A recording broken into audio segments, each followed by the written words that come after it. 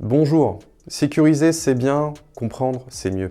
Aujourd'hui, la majorité des entreprises ne savent pas exactement qui a accès à quoi et pourquoi.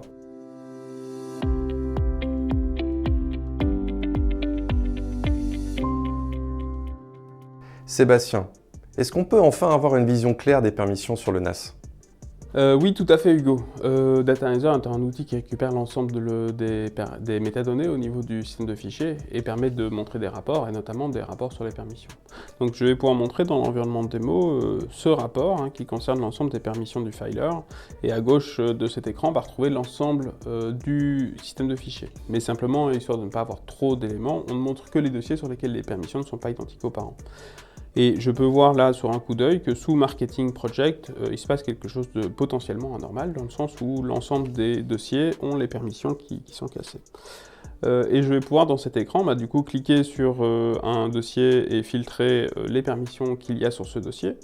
Mais je peux tout à fait aussi commencer au niveau d'un principal de sécurité et dire que je veux par exemple auditer le groupe tout le monde et voir uniquement les permissions que le groupe tout le monde a.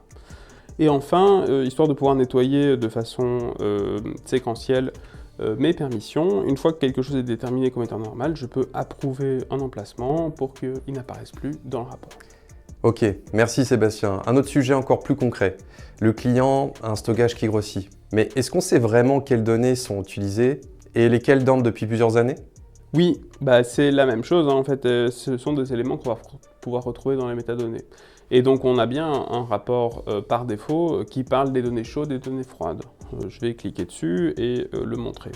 L'intérêt du rapport, c'est qu'il va avoir une vue visuelle à haut niveau, mais qu'on va aussi pouvoir aller assez profondément dans la donnée de façon à comprendre ce qui s'y passe. Donc, si je choisis un des rapports ici, les données n'ont pas été mises à jour depuis longtemps, et on peut voir que dans cet environnement, pratiquement tout est froid, ou en tout cas à plus de 2 ans depuis le dernier accès. Donc on aurait pu générer ce rapport avec dernière modification plutôt que dernier accès.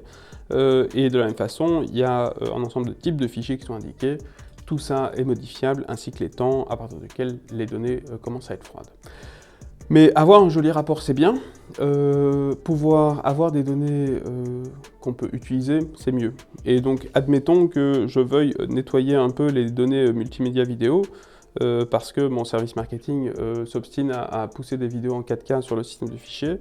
Je peux cliquer sur multimédia vidéo, filtrer cette vue, je peux cliquer sur les données qui ont plus de 2 ans depuis le dernier accès, et enfin, lorsque je clique sur Drill Down, j'ai la liste exportable de l'ensemble des fichiers qui comprennent ce rapport. Et donc là, j'ai l'ensemble des vidéos qui sont sur mon système de fichiers qui n'ont pas été accédées depuis plus de 2 ans. Il est ensuite possible d'exporter ça en CSV et de soit les supprimer, soit les stocker dans un environnement moins cher. Ok, très clair.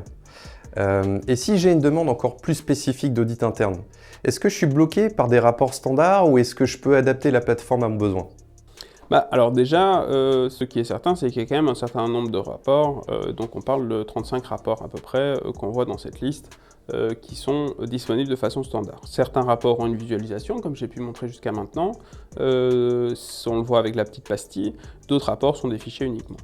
Mais quoi qu'il en soit, pour l'ensemble de nos rapports, on donne, en appuyant sur le petit i ici, le code SQL qui a permis de le générer. On a dans la doc interne du produit la possibilité d'aller chercher le schéma de la base et il est possible de créer des rapports personnalisés, soit tout seul en tant que client avec des compétences SQL, soit via le partenaire installateur ou nous directement en tant qu'éditeur à travers du PS. La façon dont ça fonctionne, c'est comme je disais, ici il y a le schéma, et lorsque je me dirige vers l'interface, il y a un gros bouton vert qui s'appelle Load Additional Report. Il faudra juste appuyer dessus lorsqu'il y aura un fichier SQL supplémentaire de rapport personnalisé généré. Et donc en fait, il n'y a pas de limite aux rapports qui peuvent être générés tant qu'ils concernent des données qu'on récupère, c'est-à-dire la métadonnée des fichiers. Ok, super, merci Sébastien. Donc Data Analyzer ne change pas votre infrastructure, elle apporte la visibilité qui manque pour décider. Moins de risques invisibles, moins de droits hérités, moins de données exposées. Sécuriser sans comprendre, c'est incomplet. Comprendre sans agir, c'est insuffisant. Donc vous l'avez compris, n'hésitez pas à revenir vers nous pour une démonstration de Data Analyzer avec Sébastien et moi-même, ça sera avec grand plaisir. Bonne journée.